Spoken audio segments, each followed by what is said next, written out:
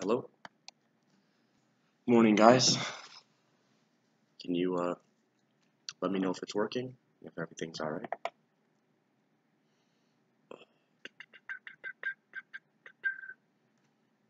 It's been a interesting experience. I hope the first one went well with you guys. I hope it was helpful. I hope you guys were able to. Awesome. I hope you guys were able to make sense of it. I hope it was working well. Um, I woke up a little more sick today, so bear with me. And this is a little. Give me a second.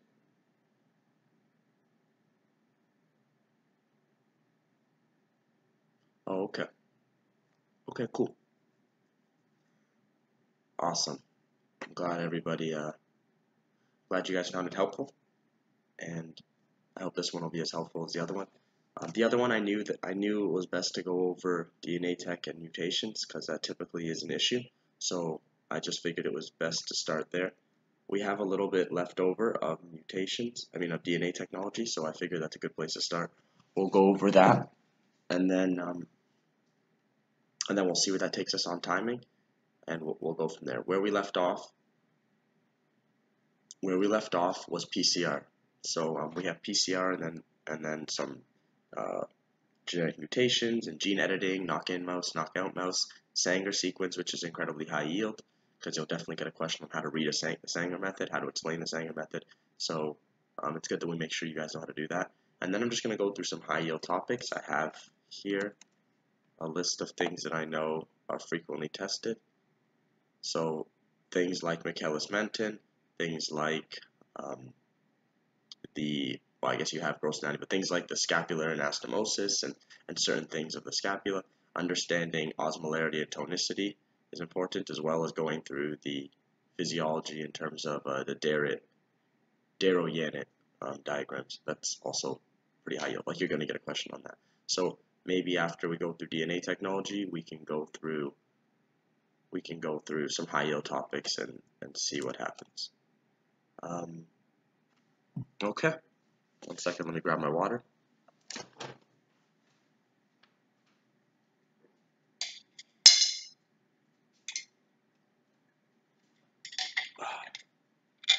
I'm actually going to switch locations. I think the lighting's better here. Okay. Daniel, will you be covering some anatomy too in the future or just biochem? It's a good question. I'm okay with any topic at this point. When I scheduled my tutoring initially, like while we were still on the island, I had made it an opportunity to go through everything, and people who have had me as a tutor know that I'm okay. I'm okay to go through whatever you guys want. So I'm thinking of creating a poll or creating some sort of way where you guys can decide on what you'd like to go through. I don't know the best way yet. If you guys have any ideas, then maybe we can go through that. Maybe some sort of voting system, and then I can know what to cover. Because that's the tricky thing about not having you guys in front of me. Normally what I would do at the beginning of my tutoring sessions is I'd ask everybody to put up their hand and kind of pick a topic they'd like to go through, and at the end we have a list on the board, and then I'll dissect that board as I go through the 2 hours or whatever the case may be. But it's a little trickier with these circumstances, so maybe creating a poll would be nice and having you guys post ideas. We'll see. This is all very new.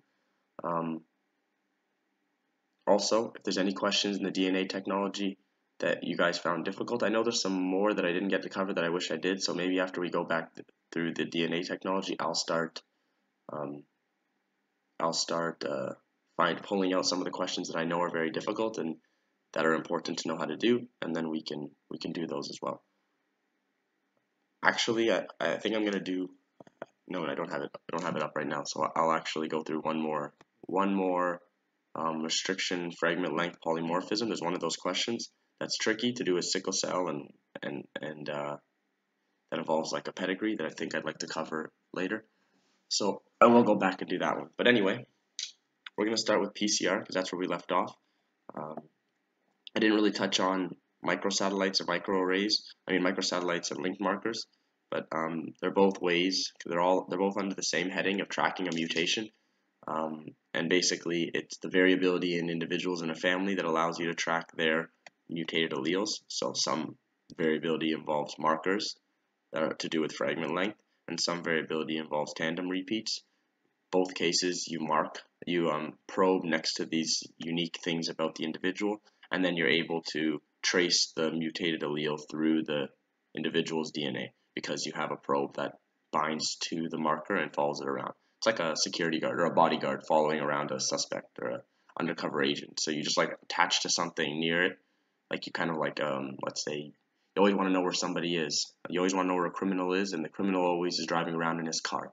So what you do is you place a tracker onto his car.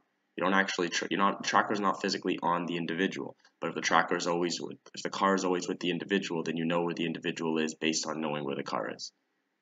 That makes sense. Yeah, it's good. That makes sense. And that's the essence of linked markers and things like that. Okay. So PCR, you guys probably understand PCR already. You have to know the 5 components that make up PCR. The ultimate objective of PCR is to clone DNA. We also have learned of another way of cloning DNA.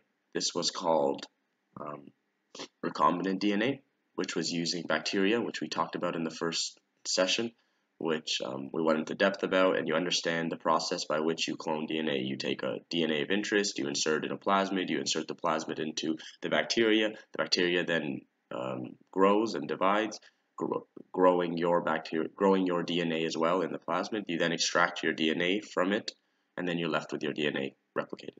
Now this is functional when you have a lot of DNA and you can afford to waste some. PCR is the method. It is more expensive when you do not have a lot of DNA to play with. When there's not a lot of options, when there's not a lot of room to waste any DNA, then you use PCR despite it being more costly. So the way this works is basically right here. I hope there's not too much complicated about this. You have to have primers. These are DNA primers as opposed to RNA primers, which we use in DNA replication. Taq polymerase, the polymerase that is extracted from a bacteria that exists in volcanic hot springs, is able to still have enzymatic activity at high temperatures. So we use it in order to still allow the function of the polymerase despite using heat to anneal every double strand that we make. So you have to have Taq polymerase, but Taq polymerase isn't an RNA primer, isn't a RNA-dependent DNA polymerase. It's a DNA-dependent, so we can use DNA primers. So using DNA primers, a bunch of extra nucleotides, and then Taq polymerase, and then just having the heat cycle from being hot enough for it to separate, and then cold enough for it to recombine, and hot enough for it to separate, cold enough to be recombined. You just constantly rerun this cycle, and it replicates your template DNA.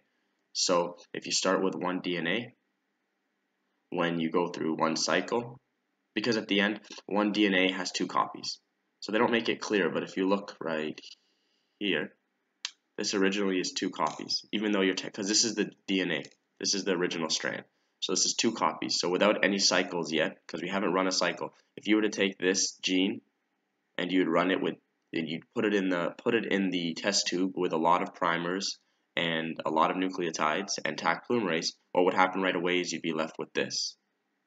This would happen right away. So that's not really a cycle yet because you haven't ran the heat cycle to separate it and then re-anneal it. So at cycle 0, you're left with 2 copies. So T0 is actually kind of like that. That's the thing, is that T1, the initial position, is 2, but it's not a cycle yet. So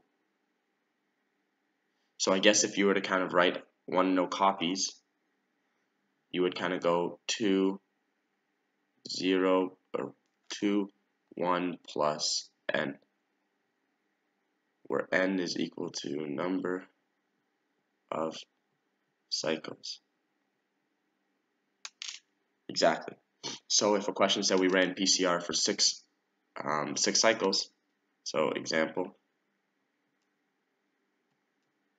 6 cycles. How many copies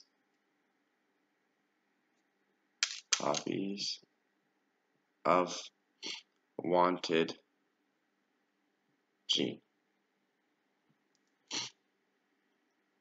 So it's a little hard to think about, but using this formula that I just created, it would be 2 plus 1, 2 to the 1 plus 6 would be equal to 2 to the 7, which would be equal to 2, 4, 8, 16, 32, 64.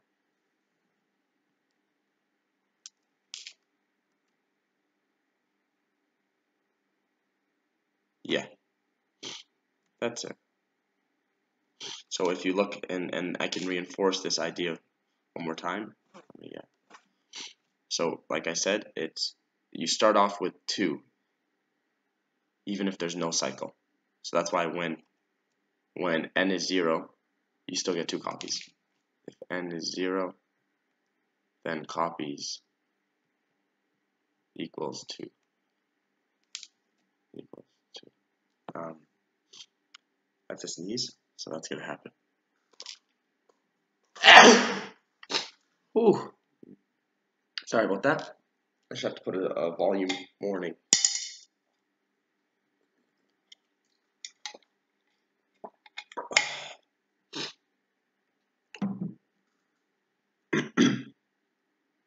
And this idea, thank you, Rachel.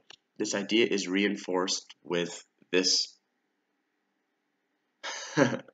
This idea is reinforced with this, as I just said. So you don't make it clear. So this is the thing that can get you, right? Like you have to be very careful of details. Like look, 35 cycles, yet it's 2 to the 36. So if they were to ask you for 4 cycles, it would be 2 to the 5, which is not necessarily intuitive unless you understand that the first idea of doubling up right here, taking the wanted strand and making a double-stranded DNA, does not count as a cycle, but still counts as 2 copies of the wanted gene. I hope that's clear to everybody. I'm going to move on. Again, I told you use PCR when you don't have a lot of copies, when you have very little DNA. Okay.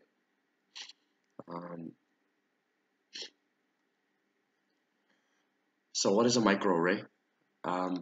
Again, before you get into the idea of before you get into the details, it's just good to understand the bigger picture. So a microarray is basically a tray. You have a chip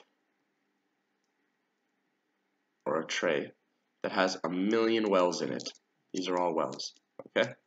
And in every well, you have a different known sequence, known allele sequence of something of interest, okay?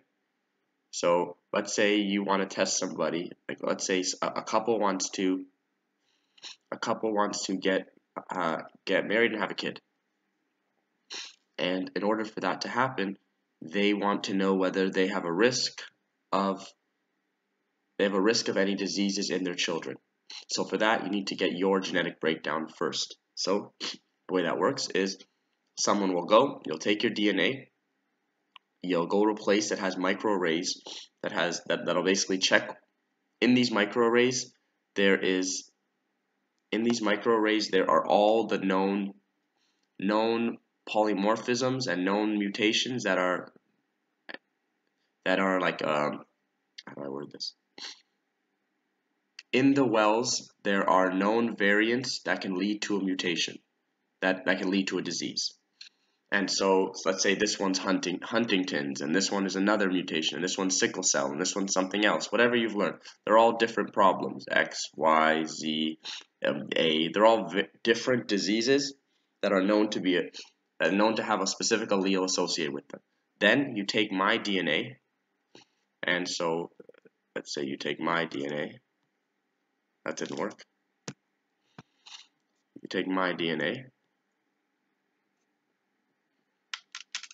and then you throw it onto the well, and you see where it sticks. You see where any of these sequences binds to my DNA sequence. And if it binds, then you know what you have. You know you have that sequence. So it's like a fast way to test a lot of different things. And these are testing very common things that are typically already known. If you have some weird mutation that's not typically known to be associated with a disease, chances are you're not going to be using microarrays to do this. I hope that makes sense. I have to go blow my nose, so I'll be back.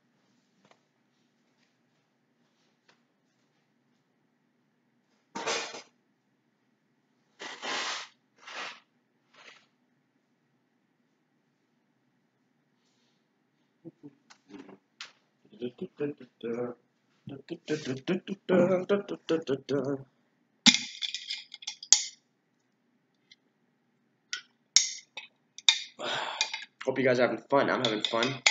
Woo! Alright guys, that's microarrays. And basically, that's what I said. A DNA chip divided into a million squares, different oligonucleotides that's complementary to a single nucleotide polymorphism allele synthesized on each square.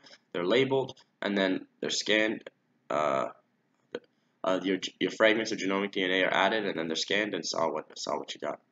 Now a GWAS study. GWAS study, what you have to remember about GWAS studies are like the most basic thing to start scientific research. So GWAS studies are used at the beginning of a test. So at the beginning of a study, like let's say you want to see a population that has some sort of commonality amongst them. Like you're looking at, I don't know, you see a group of people, a collection of people that seems to all have feet above size 9. The whole community, or the whole, let's say, tribe, or the whole group of interest all has foot size greater than size 9 male feet size, and that's large. For females, that's not. It's above the average. The average is supposed to be about a normal distribution, like everything usually is. And let's say this one seems to have everybody above 9. Now you want to wonder why that is. Is there a genetic component? What component of their DNA would allow them to have size 9 or above feet? And so what you would do is you take this group of people, you then do an analysis of their DNA, and you see if they have any commonalities in their DNA. So you look at something that they have more common than the normal population. Like, for example, they seem to have a mutation on chromosome 6. It's not like it's a mutation, but they seem to have a single nucleotide polymorphism that seems to be more common among their people than the general population. So now you wonder, is this variation what contributes to their foot size? And then that's when you would do further tests. You would do knockout mice. You would do studies that are a little more causal. Nothing about this is causal. It's all correlational. That's a big important takeaway message of GWAS studies. It was hammered home in psychology in my undergrad. It was hammered home in my neuroscience as an undergrad. It's GWAS studies are all correlational. You can't deduce anything from a GWAS study. All you can know is, that's interesting. There seems to be a connection between this variation and this trait, or this variation and this disease. And then you would do tests. And that's generally it. So I think here they use educational attainment. So they wanted to know, they took people who are all in college or in university, and they said that, is there something that seems to be is there a variation in their DNA that's more common than not, that seems to be more correlated with educational attainment? And they found that on chromosome 6 and on chromosome 2, there were these two single nucleotide polymorphisms that seem to be more common than they would be in the general population.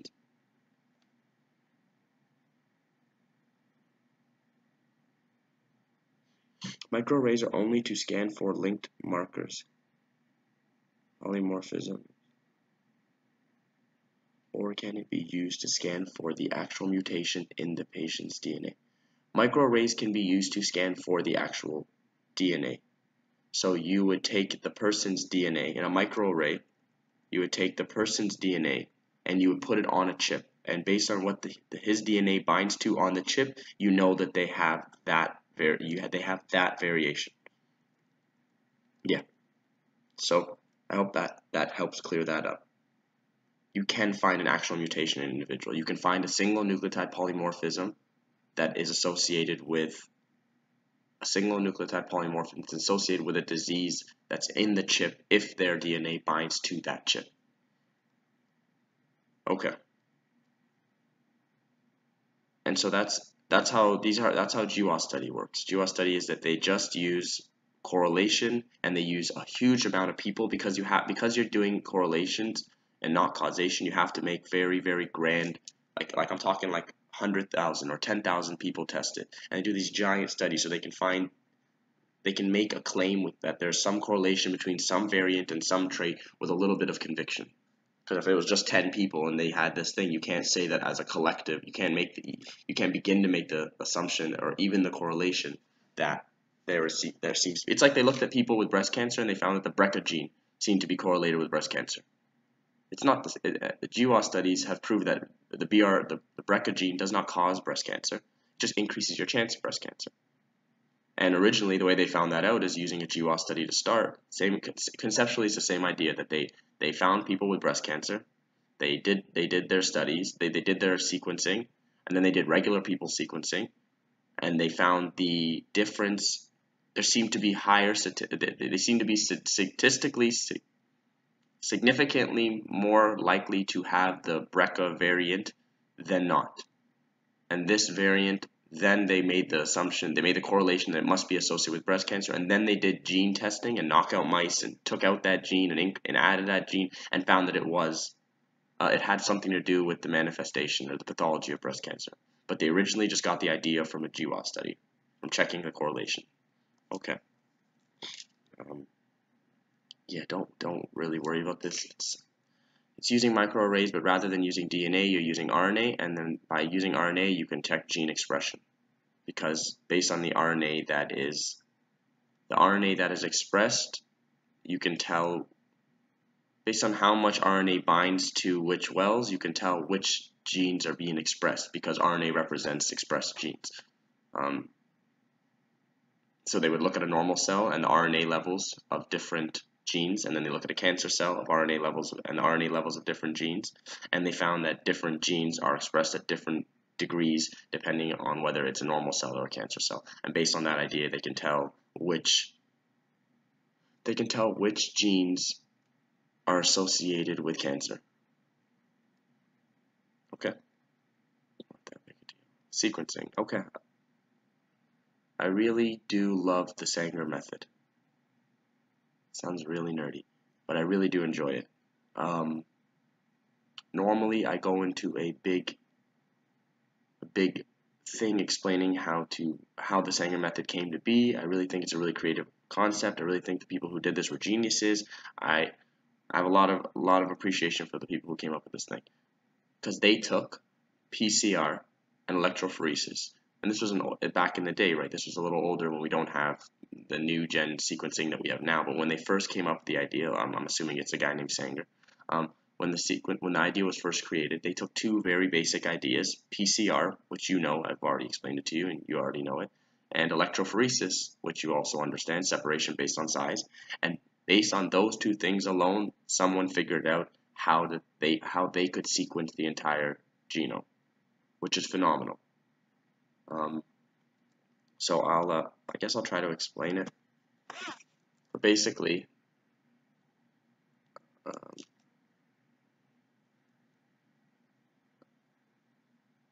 I think it's only this one. ROH, and then there is the phosphate, and then I think it's a base, the base. You have to be able, I actually had a question in my mini that had you have to be able to recognize a DNTP, a deoxynucleotide triphosphate. So like anything, it could be like a DATP. The question had like a question had DNA polymerase, like DNA polymerase epsilon or delta, one of them, and had you identifying which of these bases or which of these structures, so they had like 4 other ones, and said which of these works with this enzyme. And so you have to be able to identify DNA from like a deoxy from a ribose, and from it being in the right order, because they can try to trick you and put like a base here, things like that. So you have to be able to know the structure of one nucleotide. So base, sugar, phosphate, and where they are, 5 prime, 3 prime, something like that. Yeah, I think it's something like that. Now, so the way Sanger sequence works is what they do. Okay, let me get into this. I really like the idea, but it's exhausting to explain. So, okay. So basically, there's an understanding that if you have a dideoxy NTP, that implies that there's no OH on the 3 prime and the 2 prime. If you lack an OH, if it has no OH, I'm going to write 3 prime OH. If there's no 3 prime OH, synthesis stops. You need a 3 prime OH in order to add a base. That's why when you have a 5 prime to 3 prime synthesis, the reason is that this OH allows the next 5 prime part of the thing to attach onto it. So if there is no 3 prime OH, if this is gone, then this doesn't work. And that's why it stops. So without a 3 prime OH, synthesis stops. This idea, this discovery, paired with electrophoresis and PCR, was all they needed to figure out the sequence of the DNA. So how it works was, imagine I give you a sequence, and we're going to sequence it. I'm going to give you a sequence like this: A, T, G, G, C, 5 prime, 3 prime. Now, what they did is they had 4 test tubes, okay? And in each test tube, you have all the ingredients of PCR. You have your primers, you have your primers, you have your DNTPs, so normal nucleotides, and then you have small quantities. In each one, this is the thing, you have small quantities of a different dideoxy NTP. So in this one, let's say we don't have, say in the first one we have dideoxy ATP, adenine triphosphate. And then the next one we have dideoxy TTP. And then the next one we have dideoxy GTP. And the final one, obviously, dideoxy CTP. Now, you have small quantities of those specific modified nucleotide triphosphates, and these do not allow synthesis. Now, when you place the template strand, which is this one, right, the main one that's written right here, this is a template strand, or original strand, original slash template. When you take this original strand, first of all, is this working so far? Oh. But we can't use microarray using RNA in order to check for disease risk because polymorphisms aren't always expressed right. Yes, that makes sense. Is that you can't use you can use microarrays using RNA, but you're checking gene expression. you're checking for gene expression. In microarrays for this, look, in this they're using mRNA. They take the mRNA out of a cell, they take the mRNA out of a cancer cell. They then use complementary DNA. They switch it back. I see what you're saying.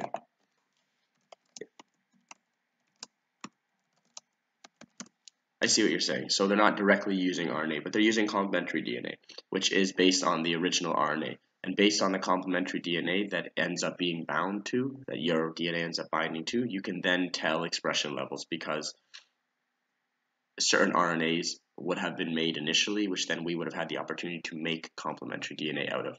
But if they weren't made, if they weren't originally expressed into RNA, then we wouldn't have had them as complementary DNA, and so we would have halted the process. So based on what complementary DNA we bind to, it tells us about gene expression. So yes, I hope that clears that up. You're right, Dre. That makes sense. I'm going to continue with the Sanger.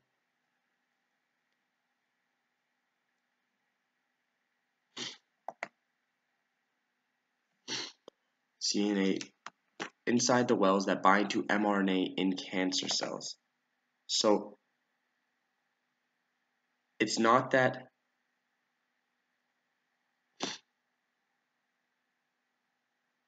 it's not that they're binding to mRNA in that's a funny Sandy. No, I know, it's good though. It's not that they are binding to mRNA. It's that it's always DNA. It's DNA to complementary DNA. So you would have taken in the wells, there's already known exon sequencing. So you would have complementary DNA sequences for like RAS activity, for different oncogenes, for different CDK1s, cytosine dependent kinase, things that you'll learn are associated with cancer.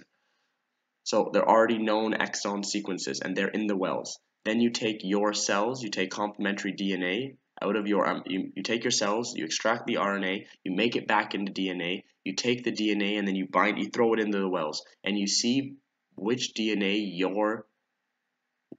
wells your DNA, your complementary DNA bound to. And based on what it bound to, you know the levels of gene expression of those specific things. If that didn't make sense, rewatch it later. That's I think that's a adequate explanation on that. I'm gonna move on to back to Sanger. So how this works is how PCR would normally work. Remember I told you we're using electrophoresis and we're using PCR. How PCR would normally work is you would take this template strand, right? You'd put it into this test tube, and let's assume that the special ones weren't there. The dideoxy was not there. If the dideoxy is not there, you would just remake this DNA, right? You would just remake no, not the original, but you'd make the complementary. That's what you'd be making, because it would take the original DNA, it would add primers, and then it would synthesize it 5' to 3', so like this. That's how it would normally be made, because the complement would start like this, the primer, and then it would go. Now, we said that every once in a while, if you add a dideoxy, synthesis stops, right? So, it doesn't always stop. You add small quantities because you still have all the NTPs. It's not that you don't, like in the first well, it's not like you're missing ATP. You still have regular ATP, DATP, but you also have small quantities of dideoxy ATP. So when you're making the DNA, when you're trying to run PCR on it, so you're going to start, right? Let's imagine this is the first, I'm going to draw it like this. This is the first test tube, right? So we're going to start with the C because you're making complementary DNA. So if you're taking the template strand, A, T, G, G, C, and you're going to start synthesizing, so first thing that's going to happen is you're going to make a G because you're going this way, right? You're synthesizing. You're going to make the G, you're going to make the C, the A. Now let's imagine that this A was one of the weird ones, what would happen? It would stop, right? Okay, because we said that dideoxy does not allow it to continue. So let's say we put up a messed up one there, this would stop it. But it doesn't always stop it, so we're going to run the cycle again, and you would get GCCAT. It doesn't always mess it up. Now we're going to do the same thing with 2. This one has no T's in it. This one has a messed up T's in it. So when we're going to start, we're going to be making the complement, so GCCA, and then they'll put the T in. There's nothing else in the sequence. So even if that one was a messed up one or not, this is the only size fragment we would make in the second well. I hope you can see what I'm explaining. It's a little tricky, but it's super fascinating. Now, like for example, if we're making a complement, the third one has messed up G's in it. So sometimes we're just going to make this one and it'll stop. Because we're going to put that first G in and it'll be a messed up one and it'll stop. Other times we'll get to put the G, the C, the C, the T. Oh no, the A, sorry. The A and then the T. So that's another sequence. Now, the last well. So basically it's the idea that sometimes we'll place the messed up one, sometimes we won't. And when we place the messed up one, we stop it. When we don't place the messed up one, we keep on going to the next messed up one, and then maybe we stop it there. But in the first test tube with the DD ATPs, you will only have the 2 fragments that I described. The one in which it stops at that A, and the one in which it doesn't. Okay? The second one will only have that length in it, where it stops at that T, which happens to be the end of it, so it stops at the end. So it gets able to run all the way through. The last one is messed up C's. So the first thing you do is you're going to make a G, and then you're going to make a C, and then maybe you stop it, because that C is a messed up C. But maybe you don't stop it, so maybe you get to go, and maybe you stop it on this C, because that one's a messed up C. And maybe you get to keep on going past it sometimes. GCCAT.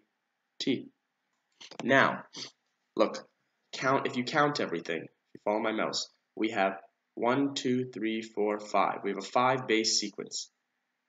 You count the lengths of sequences that we have, starting from the smallest, G, to GC. So I'm going to try labeling them so you can follow my thought process. 1, 2, 3, after we added the A, 4, then after we got through it all, 5.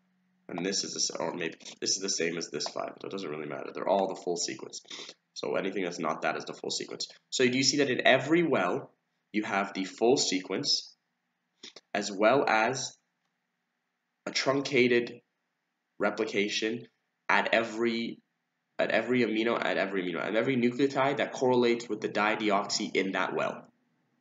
Now, I am going to, let's see how I can do this.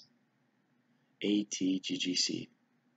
If you guys can remember the, I'm not gonna, okay, I'll try this. Okay. Yeah. Oh, sorry. So now I'm going to show you something. We're going to take those different fragment lengths that we've made. So the fragment length that we made, first one we made was when you put a messed up G. So where is this? We said the first fragment you made was G. The second fragment we made was when you added the G, C, and the G, C, C. The third fragment we made was G, C, C, A. And the fourth fragment we made was G, C, C, A, A, T. I'm going to check. Okay. Make sure you're still following me.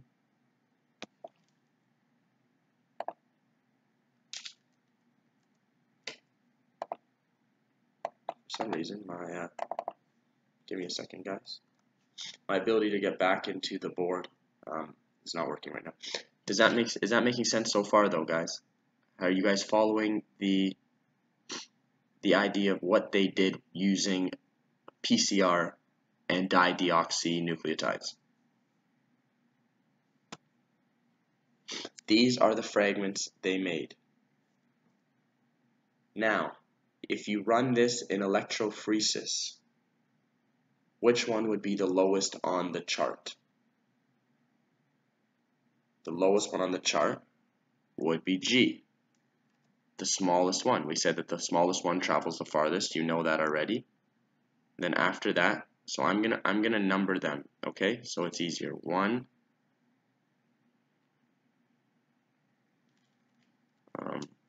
sorry. I'm gonna go 1, 2, 3, 4, 5. That's not the same as the color I chose. 5. Now, the thing about this, which is really cool, is that they, oh shit,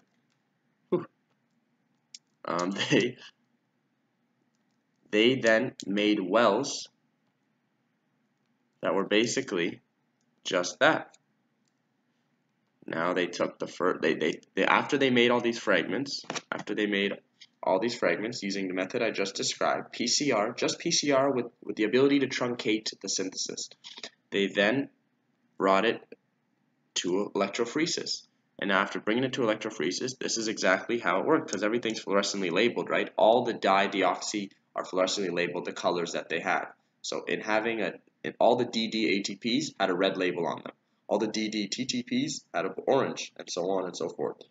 They then were able to just map it out, and they would fluorescently label. They would do this as they did the process.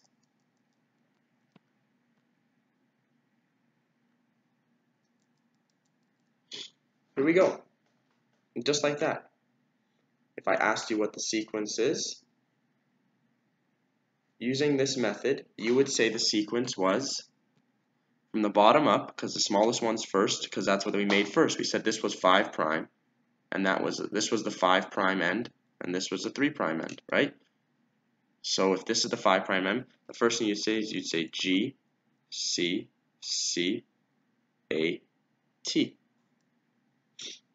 And then you'd be saying this is the 5 prime end, and this is the 3 prime end. And they're going to ask you what's the original sequence. And so now, based on that, you know the original sequence is this. And so the original sequence would then have to be the opposite of the 3 prime to 5 prime, which would be A. You just go in like this, the complement A, T, G, G, C, 5 prime, 3 prime. And that is how they got the sequence of the original DNA. That is that. Isn't that so ridiculously cool? I happen to find it amazing that using just those two methods, they were able to use, they figured, okay, if we can separate based on size, then let's make fragments all varying in one size, in one base size. And then when we run it all out, we can then know that based on the different sizes and the color of the different fluorescent labels of the last amino acid that stopped the last nucleotide that stopped the process, we then are able to know the original sequence. That's dope. I find that super cool. And that's the Sanger sequence. So when they give you a question, because they're going to give you questions like this. They're going to give you something like this, A, T, G, C. Now you know what these mean. They don't just mean which wells have the dideoxy ATPs, which halt synthesis. But they'll just say AT, they'll just have the amino acids, the nucleotides. I keep on doing that. And then they're going to have something like this.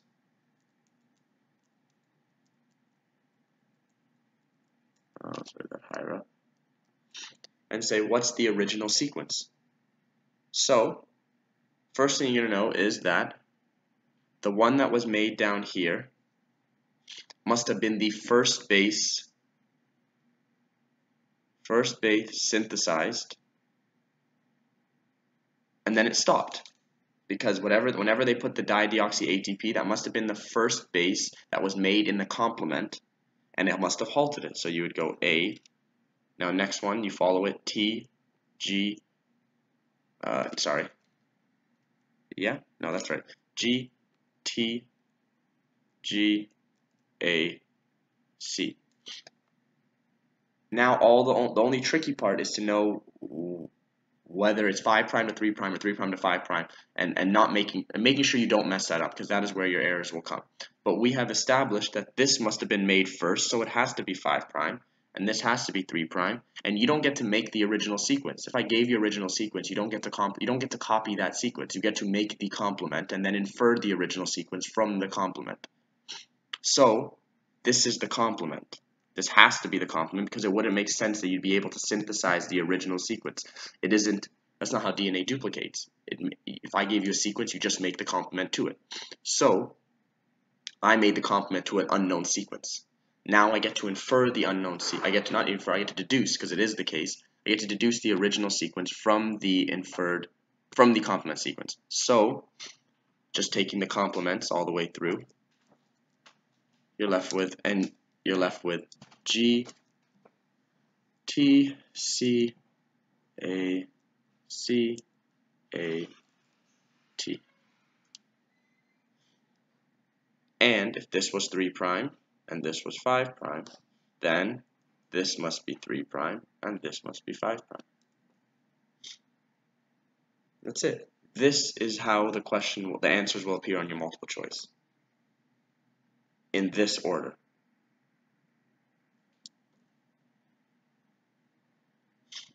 If that makes sense. There are shortcuts to make solving the questions easier, but you can only make the shortcuts if you actually understand this. Don't jump to the shortcuts thinking you understand the process, and then they give you a question that's worded a little differently, and they ask you one of the questions asks you what the first 10 bases synthesized is in 5. Like if I ask you this question, what were the first 3 bases synthesized of the original sequence? If you take the shortcut, you'll get it wrong. So you have to actually understand the process, that the first 3 bases of the original sequence that were synthesized would be CAT. C-A-T. Even though it's G-T-A, you have to switch it. But if you said the first 3 sequence, you might be tempted to do this, because you make your sequence 5' to 3' and go, oh yeah, so these were the first 3 that were made, and you'd be wrong. And there's questions like that. There is a question like that in your DNA Tech lecture, and if you got it wrong, then you understand what I'm talking about. If you haven't done it, do it, and then get it wrong, and then learn how to do it. So I'll show you the shortcut now that I hopefully understand the actual idea of how it all came to be. The shortcut, if I just went like this again, ATGC, because I didn't want to write it out 3 times, and because you have to originally write the complement, and then you have to write the complement, then you have to write the original, and then you have to rearrange the original so that you're not looking at it in the reverse order. Because like what most people do when they get a test is that they'll look at this, okay, and they'll go, assuming they're still getting it right, they're going to go, okay, the sequence must be ATGC. That's the complement, 5' to 3'. That means the opposite to that is 3' to 5'. It must be the TACG.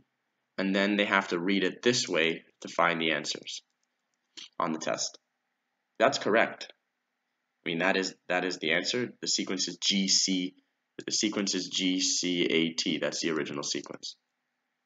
But it's a lot of steps. But once you understand it, you don't do this unless you actually get the process. Then you can how I do it is I go like this. If I know that this is going to be 5' to 3' of the complement, and then the flip of that is going to be 5' to 3' of the original. This is the original. Sorry. This is the original sequence. Then I just go like this. I read it and I go, okay, so C, then I write G. G, I write C. T, I write A, I write T, and I know that this is the 5' to 3' of the original sequence. If that's confusing you, then go watch the other stuff and understand the concept first before you take the shortcut. If it's not confusing and you understand why I'm doing the shortcut, that is the original sequence without having to write it out 3 times. I hope that makes sense to you guys. Sanger sequence is guaranteed to be a question on your test, so know how to do it. There's no point in getting it wrong. And yeah, it's really cool. I think it's really awesome that that's how they figured out the process using something so basic, like geniuses.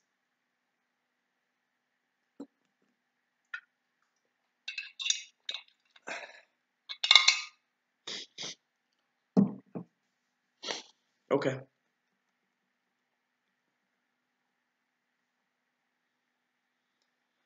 I basically explained this to you in case you were unsure again. 5' to 3' of the complement.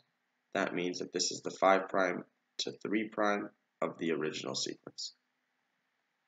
Sequence of synthesized DNA, sequence of original DNA. Got it? Great. Cool. Okay. Let's yeah, imagine this cost when they first did this 100 million to get your whole sequence genome. Now it's just $1,000. You can get your sequence done for $1,000. Pop-up YouTube ad for genetic testing.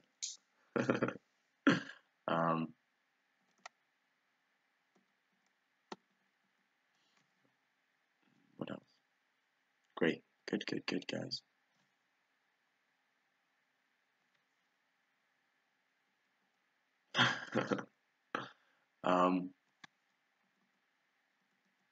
Yeah, this shit is not important even a little bit. Okay, knockout mice, knock-in mice. I hope this is pretty intuitive, but basically you have knock-in, knockout. Knock-in, knockout mice. Knockout mice is when you take a gene and you knock it out. You take a gene of interest and you remove it and see what happens. So imagine you've done a study, a GWAS study, and you found that there was a gene, that there was a group of people, all of them were above 6 feet. Weird, right? But you don't know why. How can a whole collection of people who live in some country all be above 6 feet, or some region, or some couple families in a village in the middle of some place that you're not familiar with, all be above 6 feet? You're interested. You run a GWAS study. You do the whole population of that group, and you do the regular people, and you find that the whole population seems to have a variant that is of higher. You seem to have a variant that's more common in their group than there is in the general public. But you don't know if that variant is linked to 6 feet, but you know that they are all they have a commonality amongst them. So you don't get to do that. You don't get to mess around with them because they're humans and there's ethical rules you have to follow. So what you would do is you'd say, okay, I found that chromosome 5 has a variant that's very common in these individuals. Let me take a mouse who's genetically similar to genetically similar to us, and then knock out that gene that we found, that variant, and see what happens. And let's say that we end up having really, really small mice. So you're like, huh, okay, it seems to be correlated with height. Maybe I'll do a knock-in mutation where I'll take a regular mouse and I'll add that gene into it using gene editing. I'll insert that gene. You can use CRISPR-Cas9, things like that. There are techniques that you've learned where you can add a gene of interest. And let's say we add that gene and we find that we make super tall mice or bigger than normal mice. That's then a pretty good indication that that gene that we saw in the big people, the big humans, has something to do with height. So what I'm saying is that GWAS study was correlational. Using mice, knock-in mice, knockout mice is causational, is causality, is causal at this point. So it's the further step in the research. You first have an idea and then you test the idea and then you see the results. So that's what this process is. They cut out DNA, they add DNA, they do whatever they want to DNA, and then they see what happens. You've also learned about double-stranded end joining. So remember how we learned about homologous end joining when doing mutations?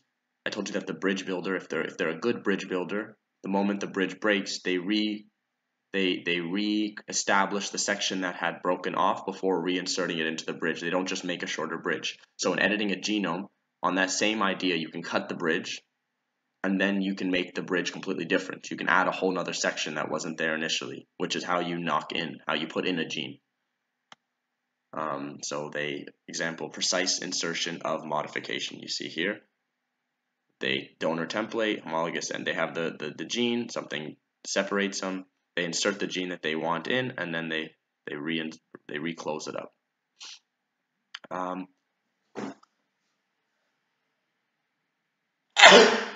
Oh, excuse me, guys. Headphone warning.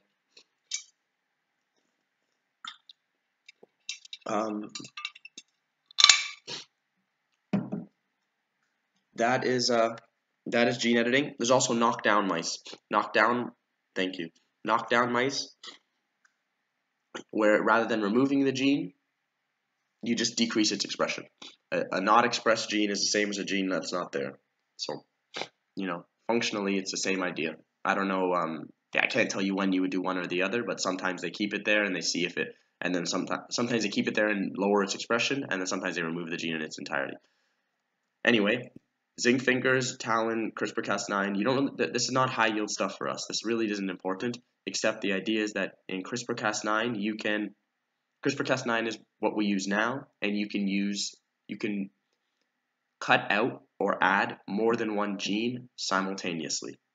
In Talon and zinc, it was really cost inefficient, and you could only target one gene and modify that gene. In CRISPR-Cas9, you have guide RNAs, which are inserted separately from the Cas9 nuclease, and the guide RNA can contain more than one guide RNA, so it can go to different places and do different things. It's really complex, but that's the main takeaway difference between CRISPR-Cas9 and zinc and Talon.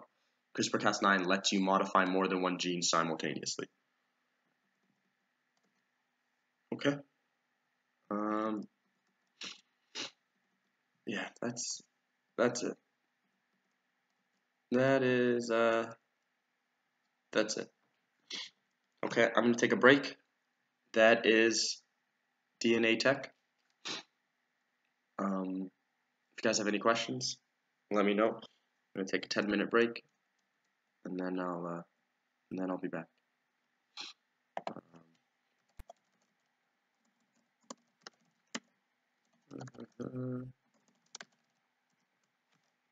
Oh, wow, make some tea.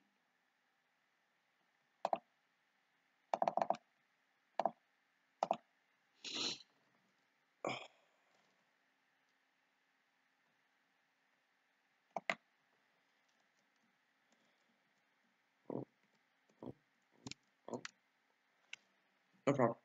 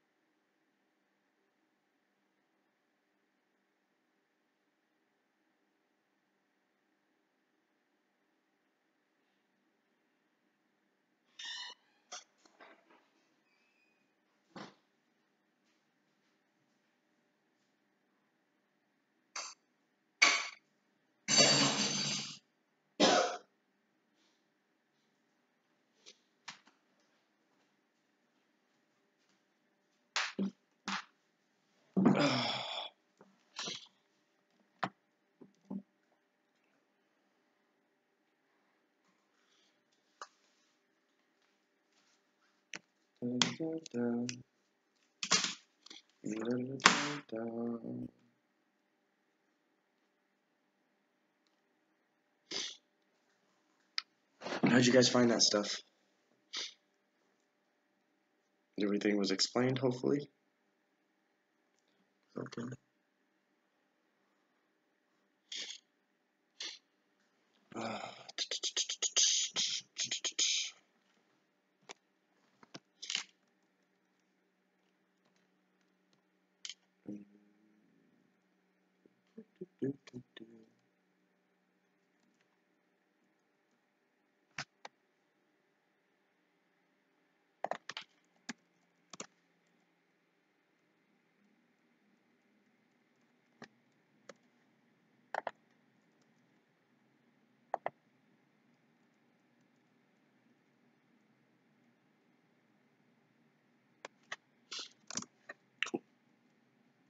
Good to hear. Good to hear. Da, da, da, da, da. Boom, boom, boom, boom, boom,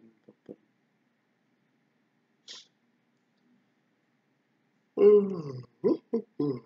I'm gonna try to go through some, find some DNA tech questions. There's some other ones that I want to make sure you guys understand.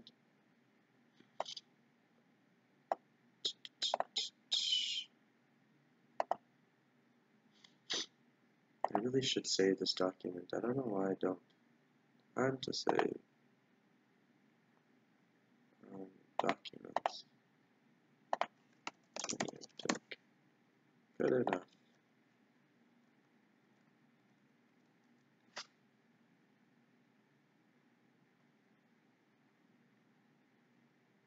You guys should be able to do this now. If you guys watched my video yesterday, or if you guys understand this in general, it's not like you couldn't have understood it without the video. If you guys understand this question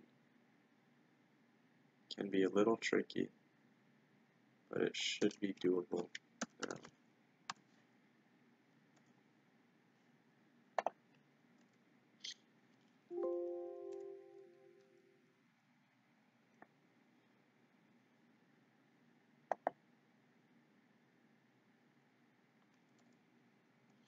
I'll wait and then I'll go through this.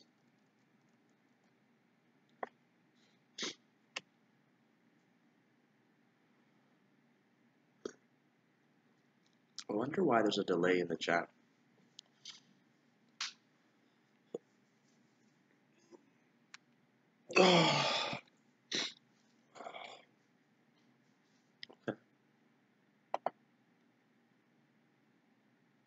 Yeah, good enough. Do any of you have any questions that you can think of right now? I feel like I type it right away, I don't have to wait. Any questions?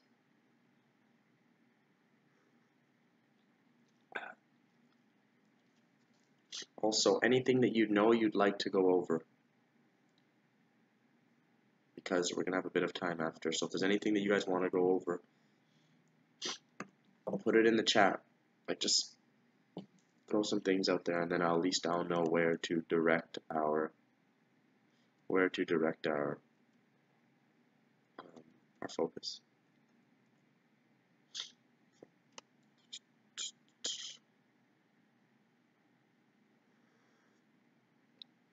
Also, I was thinking about the fact that now it can be viewed on 1.5. That shit isn't cool. I was thinking about it yesterday as I was walking. I was like, understand why professors or how professors must feel now, knowing that you could just take my video and speed it up. I was thinking about talking incredibly fast, so there's no way you could speed up my time because there's no way you'd be able to follow what I'm saying. God. That way they'll have to listen to me.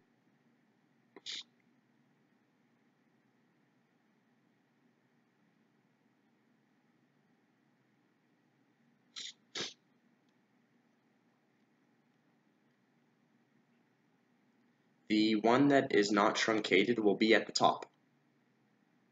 It'll be the one that moved the least. It's not like the other ones don't move. But like I told you how in every individual well, there should be all the truncated versions.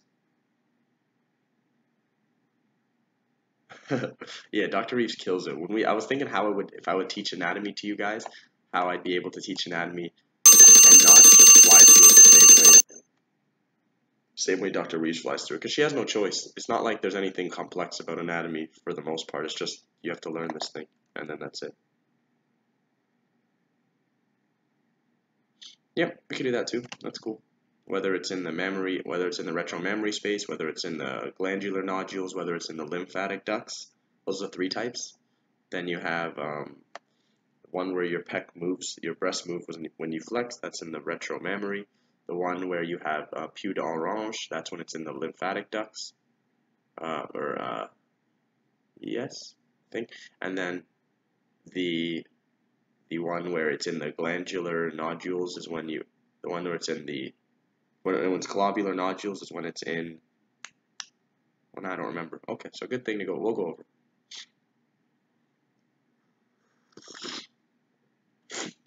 Oh, whew. Okay, I'm gonna do this question really quickly. Basically, the question is asking you. Let me grab a nice little brush. Increase the size. I'll be right back, guys.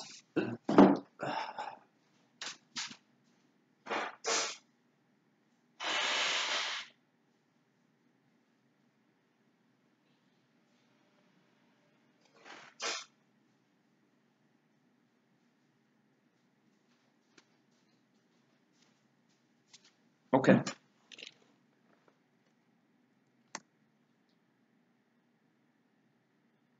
There it is. Thank you.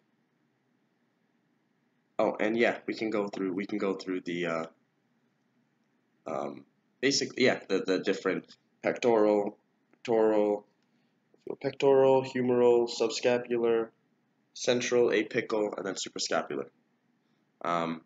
And based on the further away it is from the breast, the more serious the cancer, because it implies further metastasis.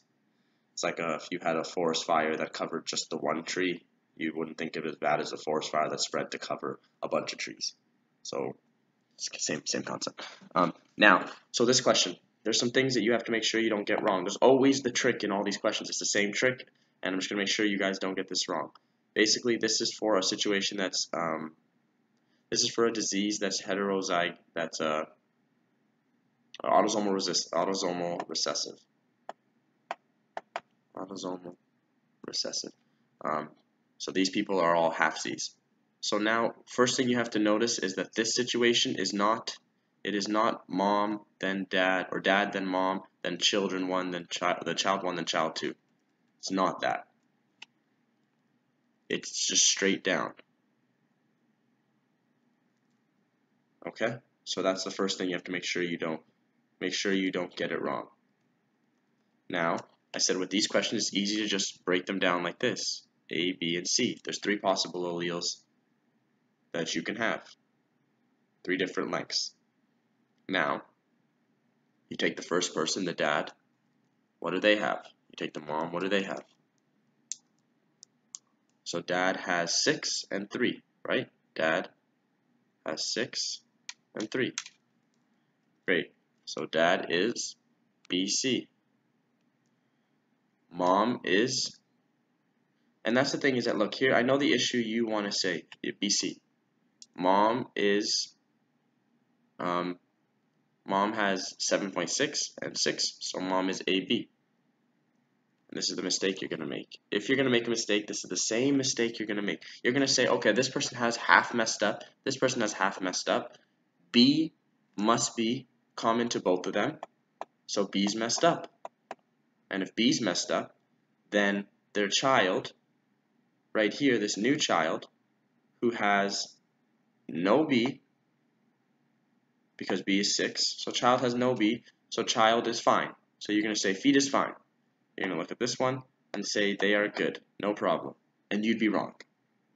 Because again, you made the assumption that both parents are carrying the same mutation. They're not related.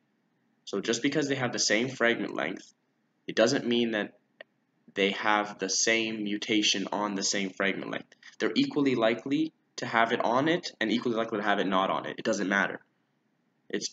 They're not family, so there is no connection. There's no reason to assume that they have the mutation on the same fragment length. Okay? Because I'm doing this. Let's go through the situation. The first child is what? The first child is AB. AB. Okay, the child is AB, and it's normal. So, mom must be given this A, and dad must be given this B, because there's no other way that the child ends up AB. So, with that in mind, if this child is normal, then this B must be okay, and this A must be okay. So that means this C must be the messed up one, and this B must be the messed up one. Great. So that means that dad's C is messed up, and mom's B is messed up. Now, what is the child? The child is, the child is A, because that's what this is, and the child is C. Child is AC. A must have come from mom, and C must have come from dad. So what's the makeup of this child? This child is a carrier, because they carry one of the bad genes. So you look at the options. Shows that a fetus is most likely a carrier. And that's the right answer. And if you got that, great. If you didn't, hopefully you understand where you probably made the mistake in assuming that they both must have had messed up B because it was common to them. But you didn't incorporate this child's information into your analysis, so you fell short. Is that helpful? You guys understand that question?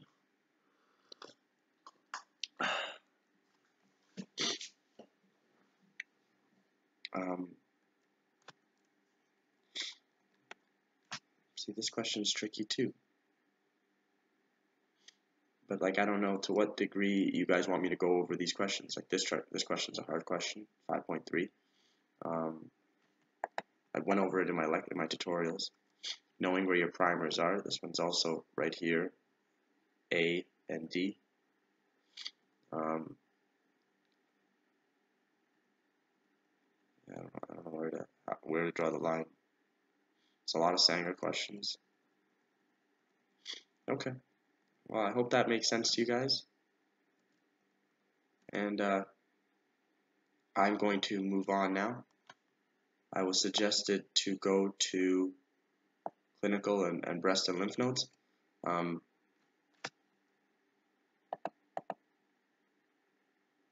Okay, 5.3 took forever. 5.3 doesn't have to, but I will show you. Okay, so, sorry. Woo.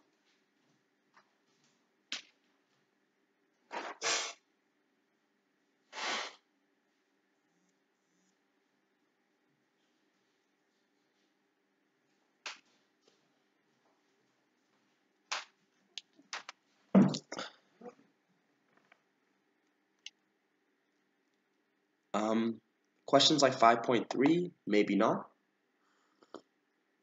Maybe not that long, but questions like this, for sure. Questions like 5.2, questions like 5.1, this type of question, yeah, they're there.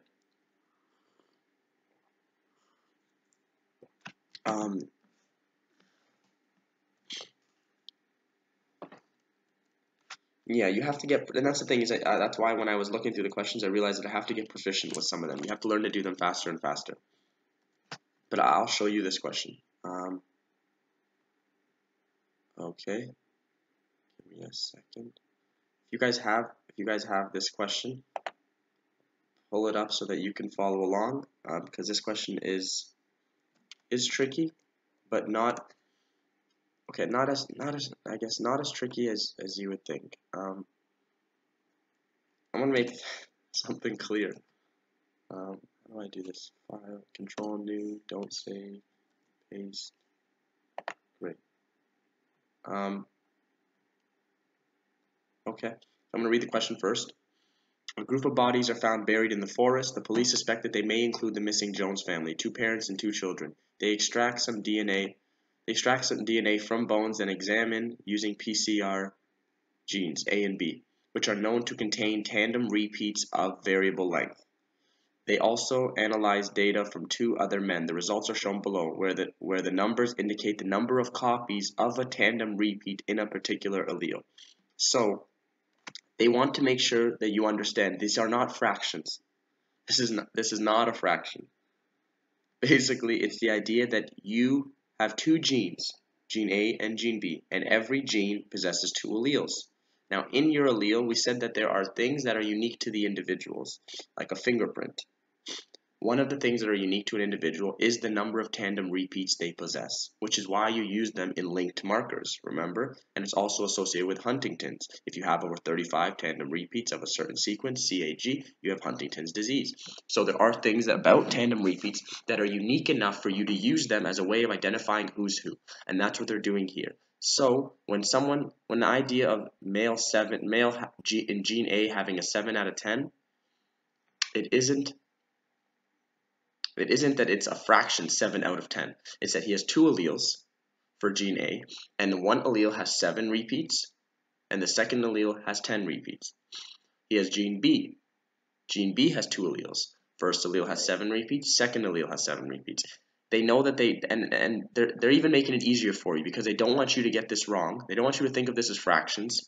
They said, for example, male 3 has one allele with 8 and another with 9 copies of a tandem repeat in gene. So they've dumbed it down a little. They've like, let me just make this quite clear. These are not fractions. So, which child could have been fathered by which of the men, assuming that the woman is the child's mother? So, mother is 8, and 3, 5. So, here's how I'll describe it. So, here's mom, 2 genes. Mom's gene, we said, is 8 for 2 alleles, and 3, 5 for other 2 alleles. So think about all the possibilities you can have. So if we go back to gene A you can have 6 repeats, you can have 7 repeats, you can have 8 repeats, you can have 9 repeats. These are all the number of repeats that are possible. I normally take the allele numbers and convert them to letters. But in the case of numbers, in case of it just being a straight number, it's not like the variable length that have 5.7 and 3.6 and these 2 are associated with one allele and this one is associated with another allele. It's no simpler to convert this to letters. So it's easy to keep these as numbers and work with them as 2 possibilities. Like for 7 and 10, it's like A and B. Because I can make 6A and I can make 7B and I can make 8C and 9D and 10F, but it's the same shit. It doesn't matter. Like, it's not any clearer for you to make them into letters, which I typically do on most of my questions, as you saw with the question we just did before. But in this one, you're going to keep them numbers. Now, child 1, 7857. Child 1, 7857. Remember that? 7857. So, we're going to say that there is a male that we don't know about. He has 2 genes.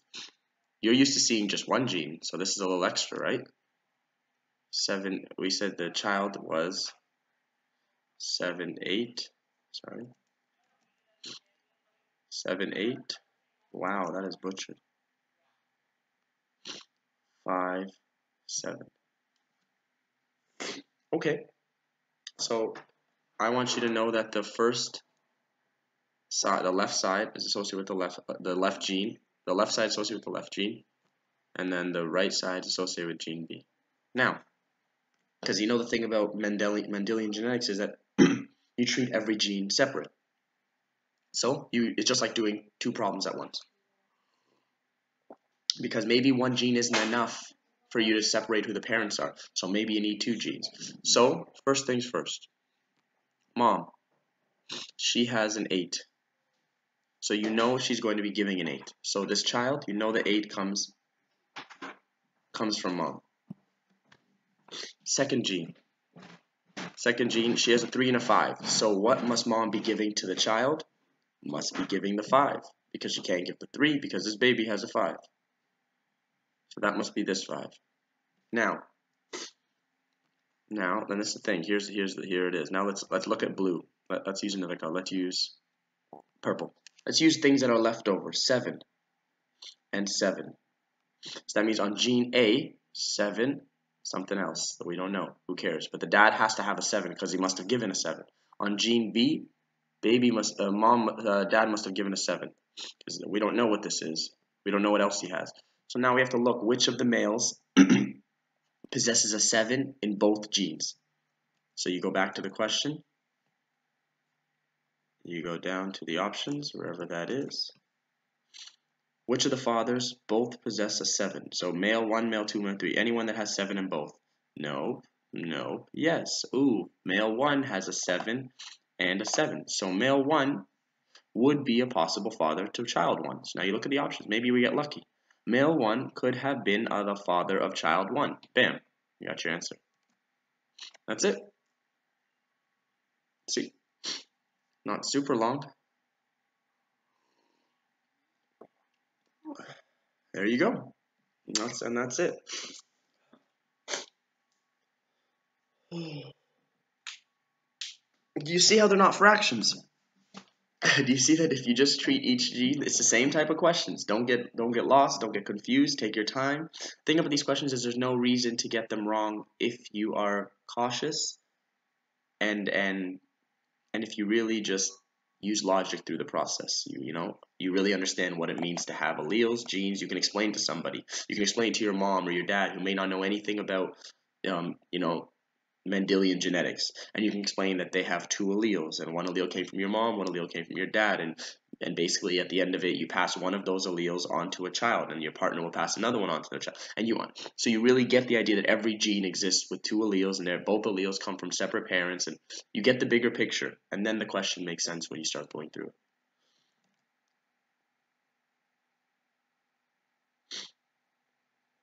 Thank you. I hope that makes it simple. Great, guys. I am going to move on away from DNA technology. If you have any questions specifically, maybe post them in the group. Feel free to use the group, if not just me posting in the group. I'm posting quite a bit in the group, but I don't have to be the only one posting, so feel free. Now, you want to go through what exactly are you confused about pertaining to breast and pectoral?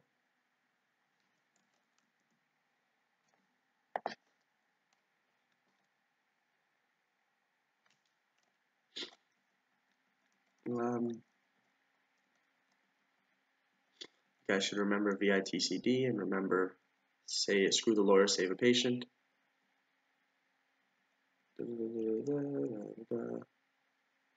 Okay, so in terms of lymphatic drainage, you understand that most of it goes to the axillary. If it's medial, then it goes to the parasternal, and it's not hard to remember because it's parasternal. And if it's going down, then it's subdiaphragmatic. You can remember the names, so it's a little easier than just knowing. You don't need to memorize the names; they're pretty intuitive.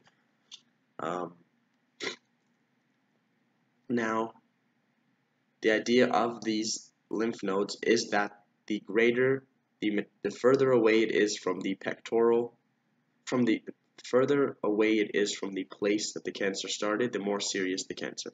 So if they gave you a question where you had you had a swollen lymph node in the swollen apical lymph node, as opposed to a swollen subscapular lymph node or a pectoral lymph node, and ask you which cancer is more serious or which one is further along, it's the one that's literally further along. So it's moved further. So apical lymph nodes is a worse prognosis than pectoral. In terms of this stuff, you kind of just have to memorize the associations. So glandular tissue means large lumps. Glandular tissue, lumps. Lymphatic drainage is peau d'orange.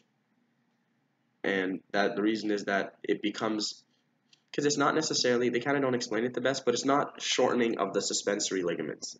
They have it worded as shortening of the suspensory ligaments, but it's like a relative shortening. It's not that suspensory ligaments actually get short, because how would lymphatic drainage, how would a cancer spreading to the lymphatic drainage shorten the suspensory ligaments?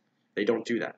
What they do is they actually just puff up the whole region, and if you puff up the region, then the suspensory ligaments apply more strain, because the suspensory ligaments are normally pulling to keep the breast the way it is. But when the breast swells, the suspensory ligaments pull. You see all the spots that they're pulling because there's more pressure placed on the ligaments than there was initially. It's kind of like can't think of a metaphor. I hope that makes sense. So everything, all the lymphatic drainages cause the whole breast to swell, and when it swells, the ligaments, the spots in which the ligaments are pulling are more easily seen. Kind of like if you ever had one of those like squishy balls, and you put pressure on it, and all the squishy ball stuff pops in between your fingers. Like it's not like a stress ball, but it's like those ones that like you can squeeze all the way through, and then they pop out through the holes in between your fingers. So imagine there's a normal size, but if everything were to swell, they would all pop out through your fingers, and then you would see your spots. You'd see the spots where your fingers were applying the pressure. Yeah, it's like you were holding onto a balloon, and then you started pumping the balloon. And as you pump the balloon would fill out, would pop out from the spots around it, but the spots would stay the same. I hope that makes sense.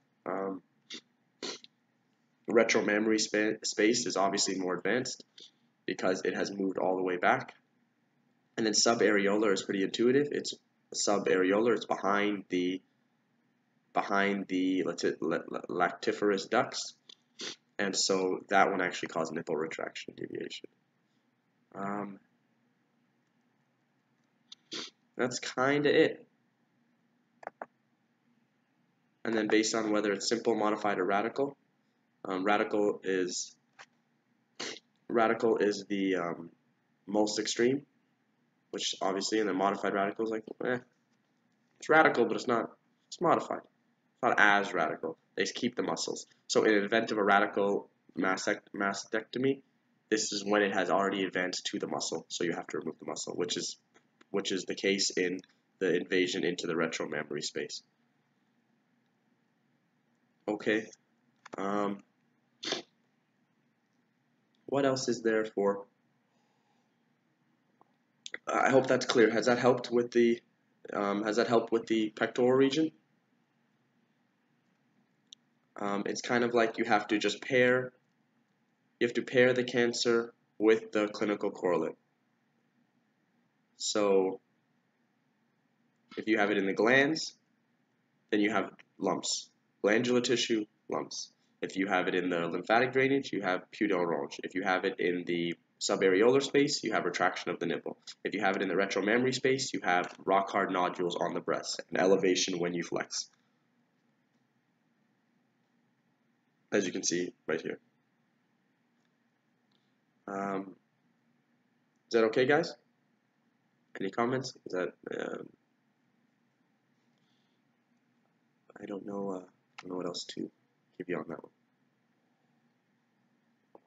I think that's good. I know there's I'm gonna do another one. I'm gonna do another video on osmolarity, tonicity, Darriano, because that's definitely important, and understanding the difference between osmolarity and tonicity. But I actually think I'm gonna do one right now. At least one concept to make sure I cement. Maybe you guys can sit on it and understand me a little. So, if you can understand, in this case,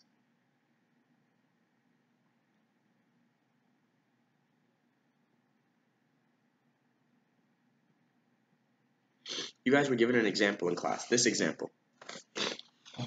This example is fundamental to understanding the whole difference between osmolarity and tonicity.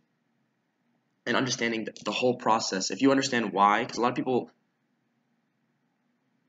you can anticipate, you can get the end product, you can guess, not guess, you can come to the same conclusion as to why the cell swells and explodes without having an idea of the real reason, and then you can take that into the test and be wrong when you do questions. So in this case, he asked you what happened. And the first thing you would have thought about, which is why you got it wrong initially, is because you didn't know about effective osmolarity, or you didn't know about tonicity. You said, okay, there's 100 concentration on the outside, there's 100 concentration on the inside. What must happen to what must happen to the water? So your initial idea was that, well, it's balanced. So this is called iso-osmotic. Okay? And this is, in the traditional definition of osmolarity, not effective osmolarity, just regular osmolarity, is just N times C, which is just solute concentration. Solute concentration. So you looked at this and said solute concentration on the outside is 100, solute concentration on the inside is 100, it's isoosmotic. So that means nothing must happen. And you suspected no change. You were wrong, obviously, because then you found out that the cell swelled and exploded. And so here's a common mistake.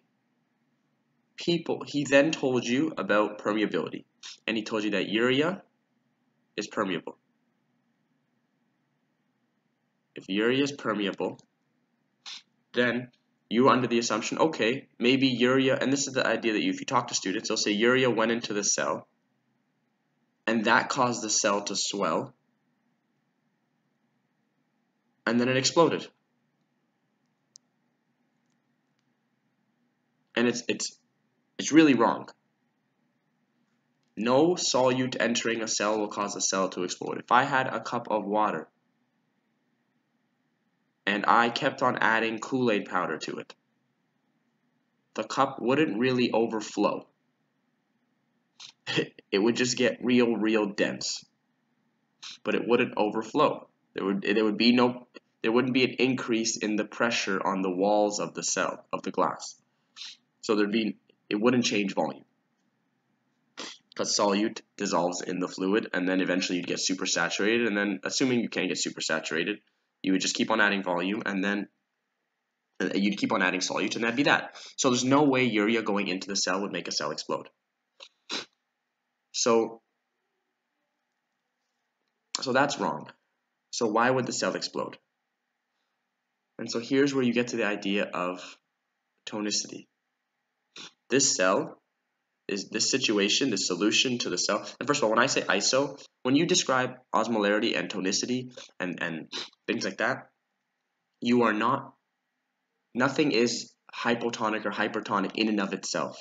It isn't an intrinsic feature of anything. It is always a comparison to something else. So when you place a cell in a hypertonic solution, it means the solution has less effective osmolarity than the cell. So that's why the solution is hypotonic or hypoosmotic. So osmolarity and tonicity are not intrinsic characteristics of anything. When you say osmolarity, you're talking about the comparison between, you're talking about a gradient, a pressure gradient felt by water and facilitated by water to relieve that pressure gradient. So this is not isotonic. And what does that mean?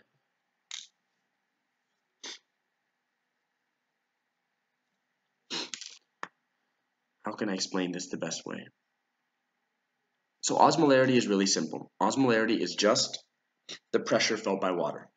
Osmolarity is just solute concentration, sorry. So if you have X on the outside and X on the inside, isoosmotic. If you have more on the outside, then more on, and then less on the inside, then the solution that it's on the outside is hyperosmotic.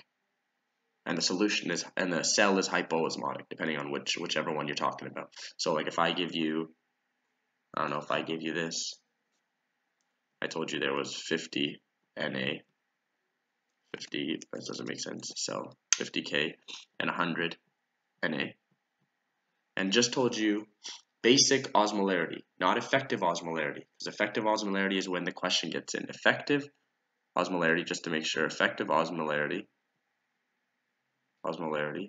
is the same as tonicity.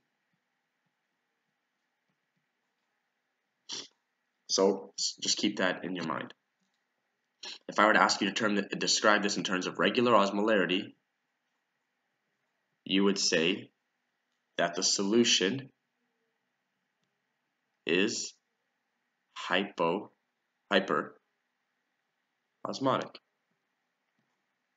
or the cell is hypoosmotic. So, like I said, you can use both, and it's a comparison. Is that making sense so far? Let me know if you guys are following and if it's okay, so I can keep on going. Now, sorry guys, not pleasant. That's simple. That's just osmolarity. It's just solute concentration. It's how much I have in one compared to how much I have in the other. Now, tonicity or osmolarity or effective osmolarity has to do with the burden water feels. Basically has to do with whether or not water feels a burden to rectify a situation. If water feels no burden, then it's isotonic. If water feels a burden, then it's not isotonic. So, in a situation like this, imagine water as a house guest. Okay? Imagine water as a host. Okay? Now you have people. I'm not gonna be able to draw it like a family. It's hard. I'll just imagine water as a house guest. If you have people that are very comfortable with water, being in water's house, let's say water's a house, water's a host, and it's hosting a party. If you have guests that are very comfortable and they can go in the kitchen and they can get food for themselves and they can get they're like family to you. You have people that are very, very comfortable with you, that you feel like they can handle themselves in your house. You don't have to do anything, right? You don't have to go get them food from the kitchen during the party. You don't have to get them blankets so they can sleep at the end of the night. You don't have to do anything at all. So if you were water hosting a party with people that were very comfortable with you, you would feel no pressure to do anything. This ability for people to go from one room of the house to another room to the house to go do what they need to do to make sure they're happy, this is the same as the concept of permeability. So in urea, an example that we had urea and albumin. Urea is permeable. What does that mean? It means that urea can freely diffuse in and out of the cell. Urea can do what it needs to do. Urea can go in, urea can bounce out. Urea will balance itself out. If you were a house guest, if you were water and urea came to your party, you would not stress at all. You would go, urea's got everything covered. Urea will go in and out and balance itself out, and I don't have to stress. So water wouldn't move to facilitate urea at all. Water can go, yeah, I know there's a lot of urea on the outside, but give it a bit. They'll balance themselves out. I don't have to do anything. Urea is permeable. So water doesn't worry about urea. Urea doesn't exert any pressure on water. So that makes urea an ineffective solute or an ineffective osmolyte, because technically it's a pretty good house guest. So I would think that's a great thing. But in terms of tonicity and in terms of water's concern, it's not effective on putting any pressure on water. So it's ineffective. It doesn't do anything to water. Water just can neglect it. Now albumin is like friends that you invited for the first time. They won't go into the fridge on their own. They won't go into the living room. They're needy. If you're a house guest that you don't feel completely comfortable, now the host has to do a lot to make you comfortable. So let's say the host has to now balance out for your issue.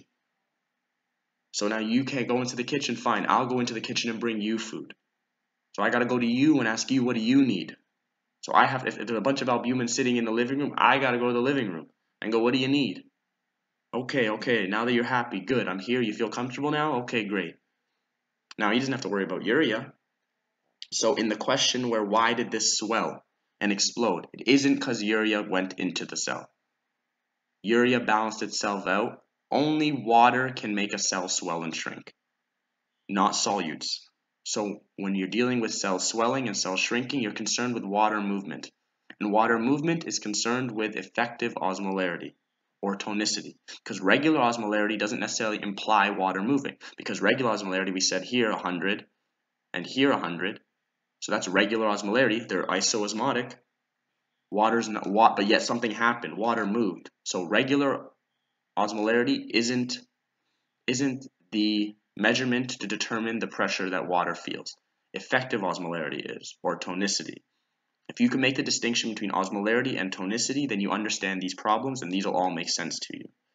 Then Derrida will make a lot of sense to you. All this will make sense if you. The thing is, it's the same concept I tell people, that you're so focused on the details that you forget the bigger picture, or you don't take the time to learn the bigger picture, and so everything just seems confusing in and of itself.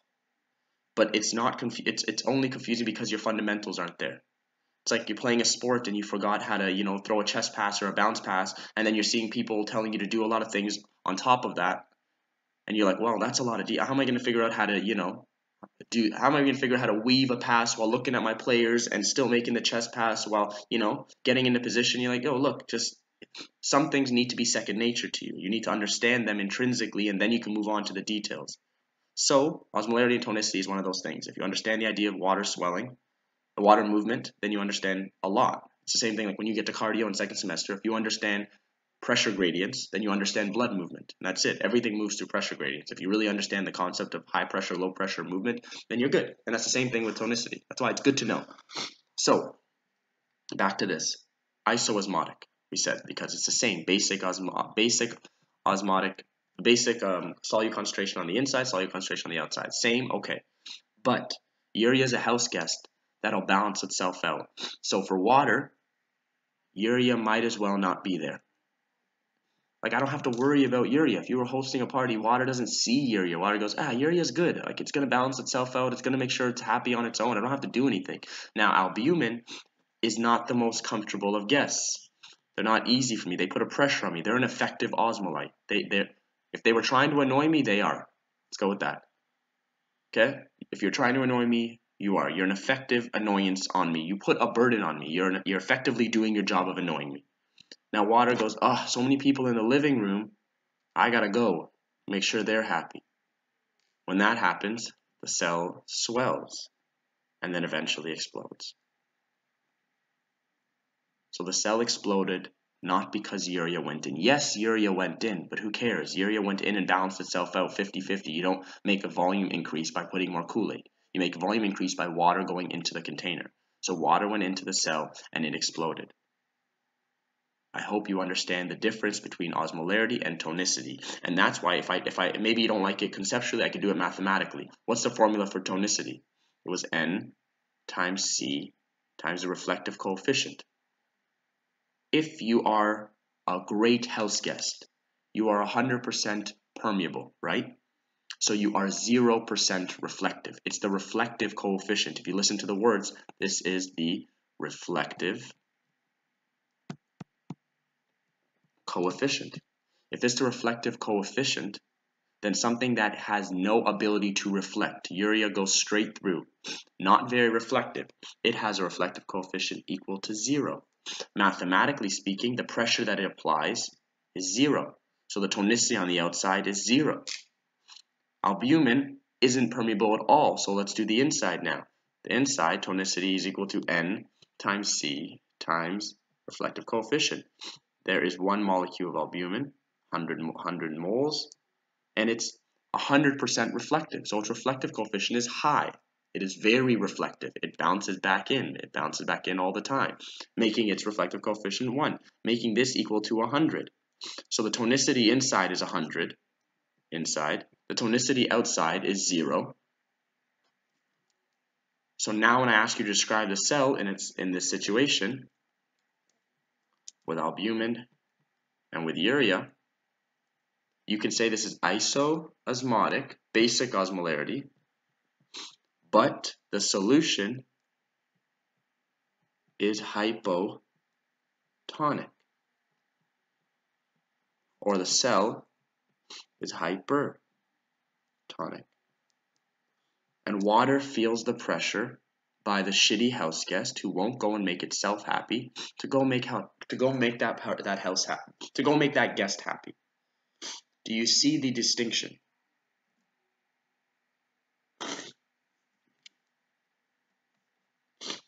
Do you see that? Give me a second, respond for me so I know I'm gonna go blow my nose.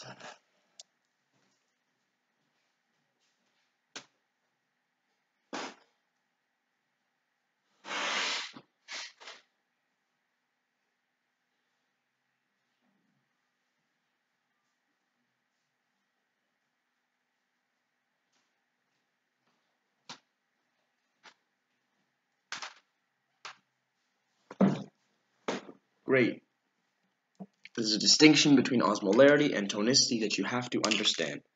Tonicity is the pressure felt by water. Osmolarity can just be the solute concentration on each side. That's not to say in questions when they say osmolarity, they typically mean effective osmolarity because osmolarity in and of itself isn't too valuable. But you still have to make a distinction between osmolarity in and of itself and effective osmolarity and then its connection to tonicity. So if I give you a question like this, let's give you two different ones. I give you, let's say,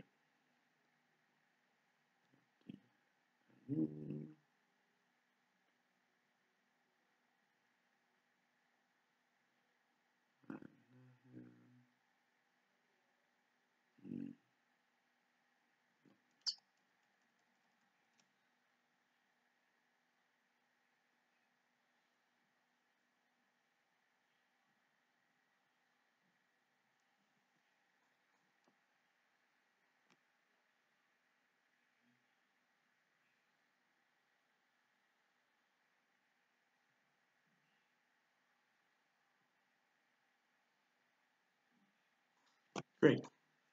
Gave you these situations. I hope you can read that.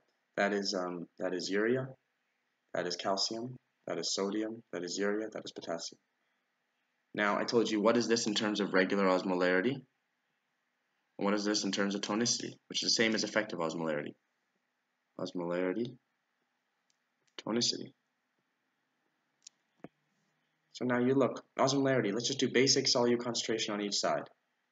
Outside, 50-50, it's 100. Inside, 100. Osmotic. Tonicity now. We're going to talk about the solution. I'm going to say this is solution. So if it's solution, what do you think about the solution? The solution has what? Well, you would say that it has 100 on the inside because these are not permeable. That's why you need pumps and channels. So they're obviously not permeable. And they're charged. Charged things don't cross the membrane. This is 50 on the outside, and urea is a good house guest. So where does water need to be more? 50 outside or 100 inside? 50 people nagging it outside in the backyard, 50 people nagging it in the living room. Where does the water need to go? Water needs to go into here.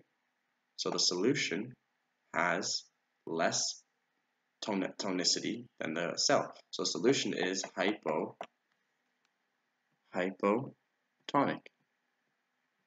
See the distinction? Another one, osmolarity here. Osmolarity, there's 125 outside, 25 inside. So the solution is hyper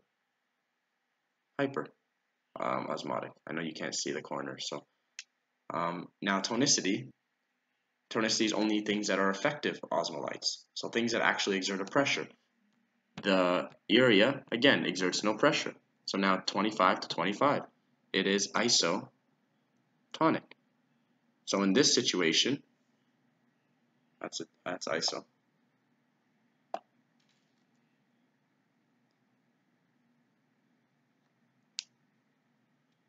Yes, exactly.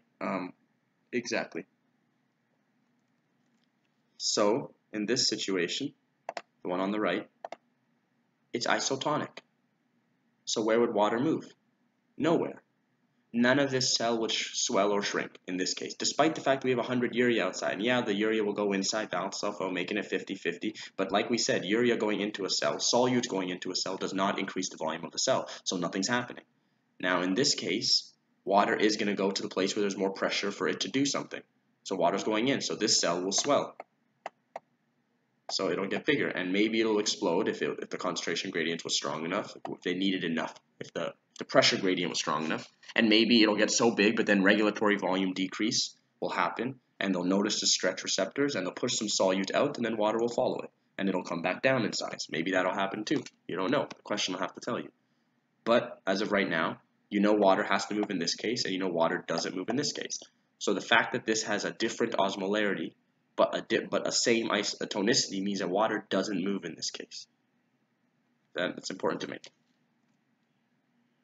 So that is that's that, and I'll give you a quick example of a Derry-Yannel situation, so that you can really cement your idea. Volume, pressure. Sorry, pressure. I mean, it's the same idea, tonicity or effective osmolarity. Now, let's say there's a situation where you are retaining a lot more solute than you're supposed to. Intracellular fluid. No, I'll do an easier one first. So, extracellular fluid. First thing you have to notice is that, all changes occur in ECF first. This is really easy. These things are easy. All you have to do is really understand the first step of a question. So when you have like renal insufficiency, what does that mean? When you have sweating, what does that mean? You know, are you in the desert? Are you losing more solute than you are water? Or are you losing more water than you are solute? And if you know the first step, then you can solve the rest of them very easily. Because you understand it. You're not memorizing. Do not memorize one box to new box. Like, don't memorize, oh, if he says sweating, then sweating is like this. If he says adrenal insufficiency, then it's like this, or something. You know, do not memorize box for box. It's foolish. It doesn't even make sense. It's not how you do things. You don't want to memorize. You don't want to memorize You don't want to memorize things that you can conceptualize, because if you understand it, then you save yourself the trouble of memorizing it. All your favorite things that you know it. You don't memorize it. You understand it, and then you can explain it to people. You're inclined to prefer understanding over memorizing. So if I said, example, you're sweating. So when you're sweating, you're losing water. You're lost in the desert. You're losing water faster than you're losing sodium. So for the purposes of this, you're just losing water, because it's always you reduce it to one step. So sweating is decrease in H2O. So I said that all things happen in the ECF first. So if you're decreasing water, what happens? Well, you know, your volume has to drop. And what happens to your tonicity or your pressure if you have less water in a container? If, for example, you had you were boiling something that had salt and water in it, would your solution become more concentrated or less concentrated? If you boiled out some of that water, it would become more concentrated because the water leaves and the solute stays. You've made more concentrated Kool-Aid, for example. If you could pull out the water and leave the crystals, your Kool-Aid would get more concentrated. Bam. So that's why your osmolarity would increase. If you can understand the first step, so this is the first step, done. Now it's all intuitive. This is all you need to memorize. Not even memorize, you just need to understand. So if you understand this, then the rest of the step follows. This right here, because we said this is osmolarity, right? So this difference in height right here, this is what represents water's pressure, water's burden. So if at the end of your diagrams, this has to be level on both compartments, because that's the case. Water needs to do something right now. Water feels a need to fix this situation. So if there's more concentration here, it's more osmolarity, more tonicity, more pressure, a lot more guests that aren't complying with water, because these are the guest levels. Look, this guest is putting the same amount of pressure as this guest initially, so water doesn't have to move. That's why the compartments are stable. Now I put myself in a situation where I have made it so that there's more pressure on one side. Okay? It's like, let's say you had a party and you had 2 rooms, and each room has guests that aren't working with you. But in each room you have a certain amount of family members, and the family members can help the guests find comfort. So you have 2 family members in one room, 2 families in the other room. So even though there's 50 people in one room and 50 people in the other room, 50 party members, the 2 family members can make the situation okay. That's the existing situation. Now you had a situation where one of the family members had to leave in one of the rooms. Now there's 50 people and only one family member. Now there's an extra pressure there. Now they're like, ah, oh, damn it, one guy, the water has left that situation, has put more pressure on, we got to do something to fix the situation because one of the family members left. Now there's a lot of nagging people and not enough water to comfort them. So, naturally, water must go here. Well, if water goes here, what happens to the volume in the ICF? It must have dropped. And as the volume dropped in there, the same idea, if you took water from one Kool-Aid cup and put it into another Kool-Aid cup and left the crystals, this one must have got bigger. And the fact that this is level right here, the fact that this is even, is the idea that we've done our job. We've balanced out the problem. And now if you think of this as a whole, we originally had the black square. Think of this in its entirety. We originally had a black square that had a certain osmolarity and a certain osmolarity and a certain volume, right? Yeah, we originally had a black square with a certain osmolarity, a certain volume. If we lost water because we're sweating, we lose water, we push the sides in because our volume in both compartments got less because we flourish. The ICF and the ECF are linked, so either we succeed together or we die together. So you lose some volume means I lose some volume. So as this went in, this guy had to help him out, and it went in, and they both increased their tonicity, which makes sense conceptually. Volume was lost, water was lost, so the whole thing got more concentrated, right? Does that work?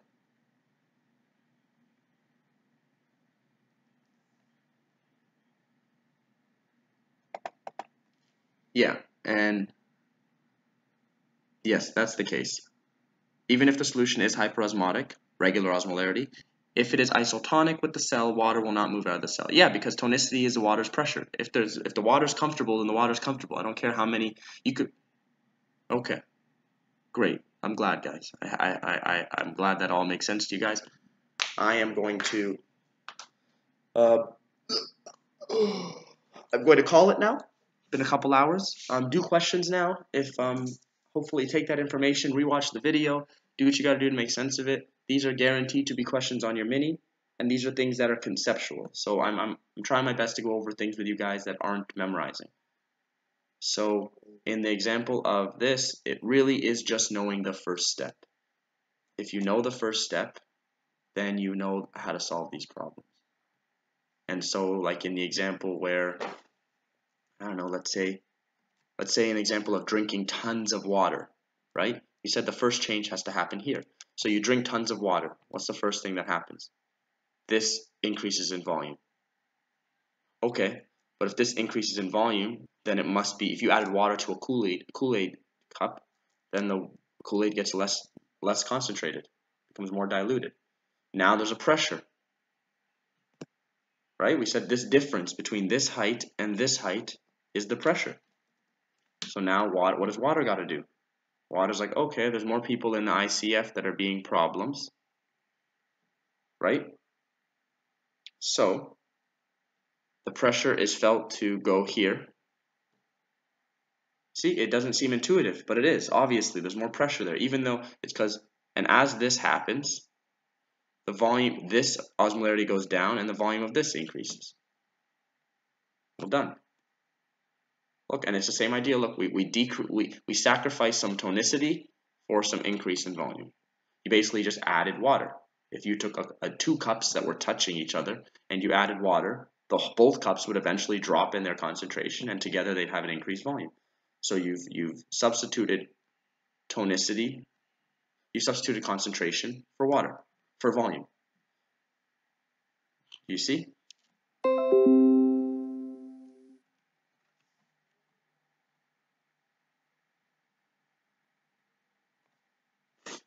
Okay.